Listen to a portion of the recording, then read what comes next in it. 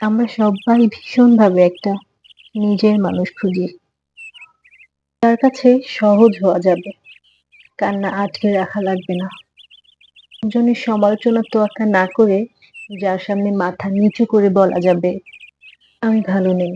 পৃথিবীতে যে মানুষ যত কঠিনই হোক না কেন, সে চায় এমন কাউকে যার কাছে সে আবরণহীন হবে, ভানহীন হবে, জলের মতো বইবে।